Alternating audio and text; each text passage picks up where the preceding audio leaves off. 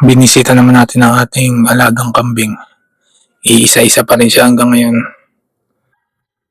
Tapos naalala ko meron pa lang hinlulumbo dito. Buti na lang hindi ako nakagawa ng gulo. Yun o, nasa labas, ang dami, nalipad na. Lagnat ang abutin yan pagka nadali ka niyan. Kasi laki na siya ng langka. Tibay pa rin ang kulungan. No? Dahil nag-iisa siya, hindi siya sobrang dumi. Grabe ang init, yung tuyo. Yung mga damo. Pati yung alaga ko dito, dalang hita.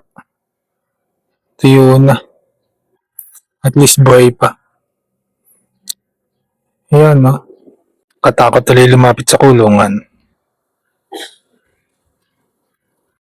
Happy Sunday, guys!